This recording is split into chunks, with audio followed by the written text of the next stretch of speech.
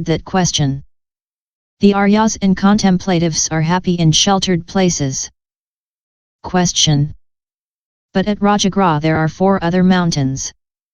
The Pai Pio Lopo no, etc. Why does he stay less often there than at Grdhrakutaparvata? Answer. 1. Of the 5 mountains of Rajagrha, the Grdhrakutaparvata is the best. Why is that?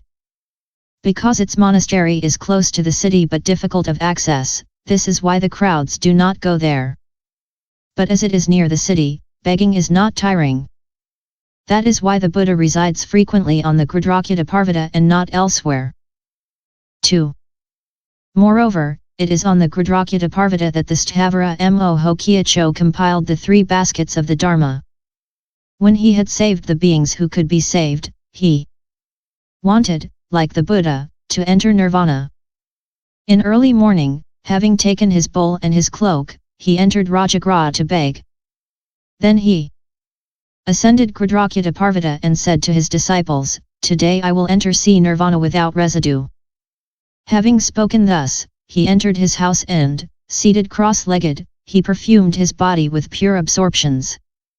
The disciples of Mahakasyapa entered Rajagrha and said to the officials, "Do you know that the sthavira Mahakasyapa has today entered into nirupadhisesanirvana?" At these words, all the officials felt very sad. They said, "The Buddha has already disappeared and now Mahakasyapa who protected the buddhadharma also wants to enter nirupadhisesanirvana." At twilight, officials and bhiksus met at the Grdhrakutaparvata. That same night, the sthavira Mahakasyapa came out of his concentration, entered the assembly and sat down. He praised impermanence. All conditioned dharmas, the results of causes and conditions, are impermanent, non-existent yesterday, existent today, tomorrow they return to non-existence, therefore they are impermanent. Being impermanent, they are suffering. Being suffering, they are without substance. As they are without substance, the sage should not be attached to me and mine. If he is attached to me and mine, he experiences immense sadness and suffering. The mind should experience disgust in the presence of all the universes and seek renunciation. Proclaiming in every way the suffering at the heart of the universes, he freed his mind in order to enter into nirvana. When he had finished preaching, he put on the robe that he had received from the Buddha once more and, taking his robe, his bowl, and his staff, he rose up into space like the golden-winged bird, assumed the 4 bodily postures, seated, lying down, walking and standing. In his one body there appeared innumerable bodies that filled the universes of the East, then these innumerable bodies became one single body again. From the upper part of his body there came forth fire, while from the lower part there came forth water, then from the upper part there came forth water, while from the lower part there came forth fire. And he repeated the same phenomenon in the directions of the south, the west and the north. The community felt disgust for the world and all its members rejoiced. Then Mahakasyapa with his robe, his bowl, and his staff made the following vow on the summit of Grdhrakutaparvata. "I wish that my body will not rot. When Milo becomes Buddha, my skeleton will reappear and with him I will save beings." Having reflected in this way, he penetrated right into the rock forming the mountain summit as if entering soft mud, and after he had penetrated into it, the mountain closed up once more.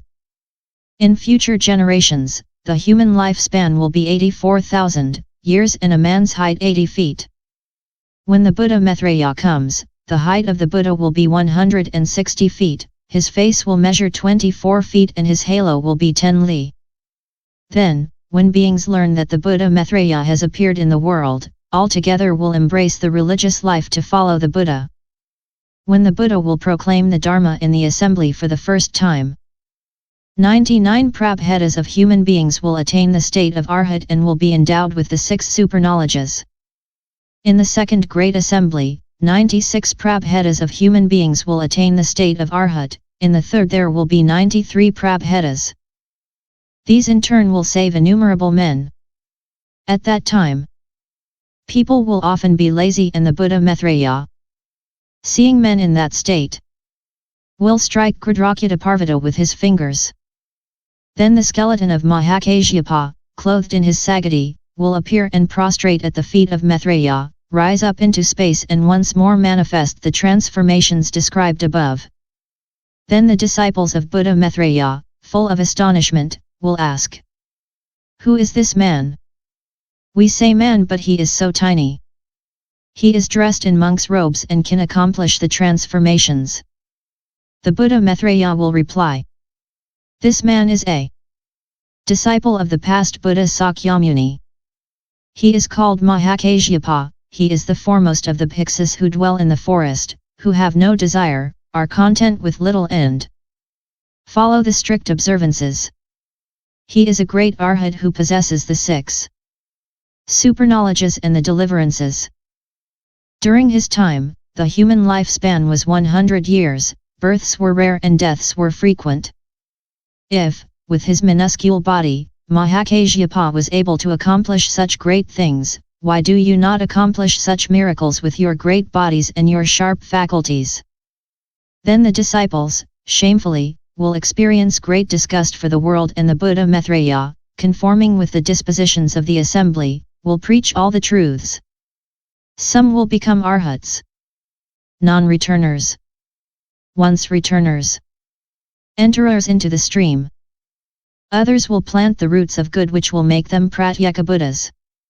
Others will acquire the patient acceptance of unborn dharmas and will become irreversible bodhisattvas. Finally, others will be reborn among gods and men and enjoy all kinds of happiness. From that we know that the grdhrakutaparvata is a blessed and propitious place. The Aryas love to reside there. The Buddha, the chief of the Aryas, frequently resides on the grdhrakutaparvata.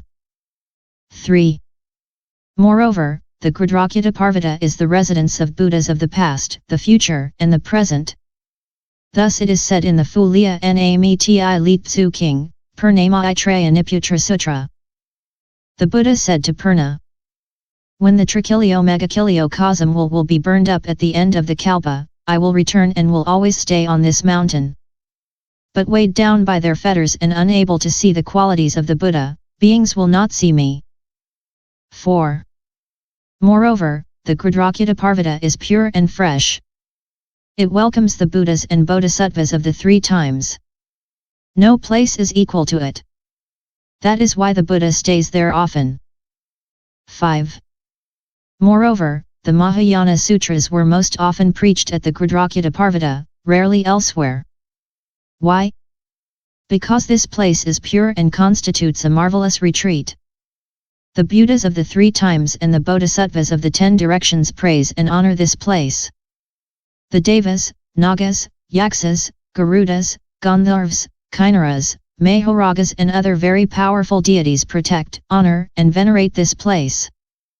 A stanza says, "This grdhrakutaparvata is the residence of the Buddhas, the refuge of the Arya. It protects them all. Suffering is abolished there. Alone, it keeps the true Dharma." 6. Finally, it is there that the innumerable bodhisattvas of the 10 directions, wise, marvelous and very powerful, come to see the Buddha Sakyamuni, greet him, pay their respect to him and listen to his Dharma. This is why the Buddha preaches the Mahayana Sutras so often on the grdhrakutaparvata. The prajna is the most important of these sutras and, since he wishes to preach it today, why should it not be on the grdhrakutaparvata?